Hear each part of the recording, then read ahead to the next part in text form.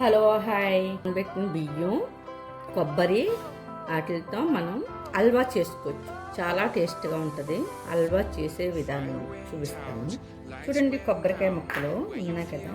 చక్కగా ఈ కొబ్బరిని ఈ బ్లాక్ అనేది తీసేయాలి. ఇలాగా బ్లాక్ తీసేస్తే మనకి చక్కగా హల్వా అనేది చాలా నీట్గా తెల్లగా వస్తుంది. మనకి కావాల్సిన పాలు మాత్రమే వైట్గా రావాలి పాలు.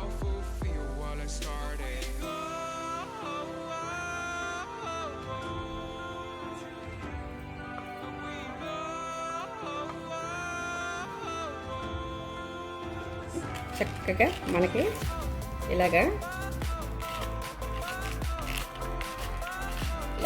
చక్కగా పొడిని చేసుకుంటే చూడండి, జీడిపప్పుని బాదం పప్పు ఇలాగా అయిపోతుంది. మిక్సీ జార్లోని కొబ్బరి ముక్కలు, నానబెట్టుకున్న బియ్యం అండి చక్కగా వేసేసుకుంటే చూడండి, ఇప్పుడు మిక్సీ చేసుకున్నాం కదా. చక్కగానే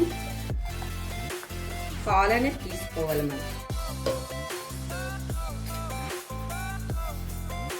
మనం పాలు తీసుకుంటేనే చక్కగా నీట్గా చాలా బాగా వస్తుంది అన్నమాట. మనకి ఇది హల్వా చాలా బాగా వస్తుంది, చాలా బాగుంటుంది టేస్ట్ కూడా. మనం ఇప్పుడే పంచదార కూడా ఇప్పుడే వేసుకోవాలి. మళ్ళీ ఇంకో 2 రోజులు వేస్తాం కదా, అప్పుడు వేసేసుకుని బాగా నీట్గా మెత్తగా చేసుకోవాలి.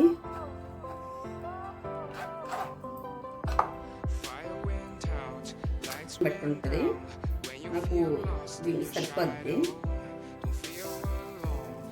పంచదార కూడా వేసాం కదా, పంచదార కూడా వేసింది.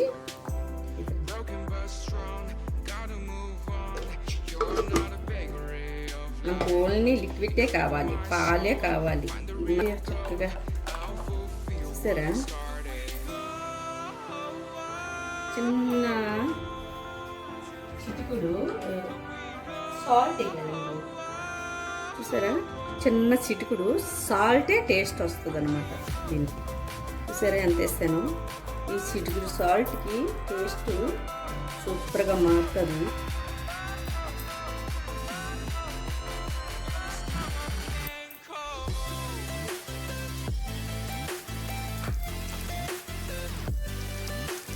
ఇప్పుడు ఇది వేసేయాలి.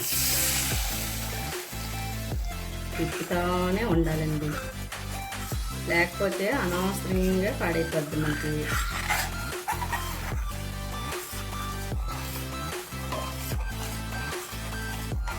చాలా సింపుల్ రెసిపీ, టేస్ట్ బాగుంటుంది, చాలా టేస్ట్గా ఉంటుంది, సూపర్గా ఉంటుంది. బెల్లం కావాలంటే బెల్లం వేసుకోవచ్చు, పందర కావాలంటే పందర వేసుకోవచ్చు. కానీ ఇది మా అమ్మమ్మ గారి దగ్గర నేను నేర్చుకున్నాను. మా అమ్మమ్మ గారు చక్కగా ఇలాగా చేసి మా అమ్మమ్మ గారికి 5 అమ్మాయిలు ఒక అబ్బాయి, కానీ 5 చెల్లెళ్ళు తమ్ముళ్ళు, నేనే పెద్ద మనవరాల్ని. అందరూ వచ్చేవారు. మా అమ్మమ్మ చక్కగా ఇలాగా స్వీట్ అనేది హల్వా చేసి పెడితే చాలా చక్కగా తినేవాళ్ళం మేము. చాలా చాలా సూపర్గా ఉండేది. ఇప్పుడు మా అమ్మమ్మ గుర్తొస్తుంది. ఈ వంటకం చూస్తుంటే మా అమ్మమ్మ గుర్తొస్తుంది. మా అమ్మమ్మ చక్కగా చేసి అందరికీ పెట్టగా నీట్గా ఇచ్చేయాలి. చూడండి, నెయ్యి మనం ఎంత వేస్తే అంత స్మూత్గా వస్తుంది అనమాట.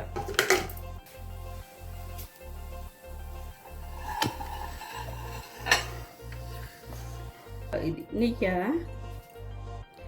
నెయ్యి వేసుకొని బాగా దీనికి అప్లై చేస్తే మనకి చక్కగా నీట్గా వస్తుంది అనమాట.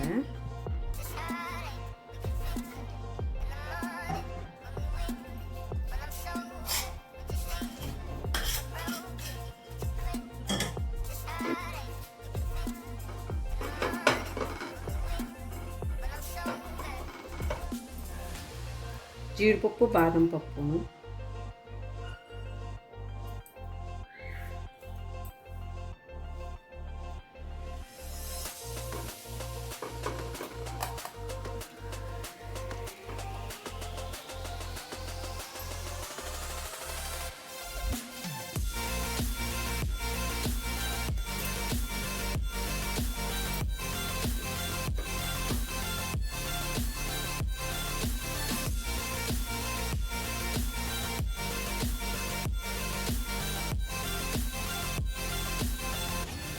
చూడండి, నెయ్యి అది వేసేయం కదా, చాలా టేస్ట్గా ఉంటుంది. చూసారా, ఇలాగంటే నోట్లో పెడితే కరిగిపోద్ది, చాలా టేస్ట్గా ఉంటుందండి.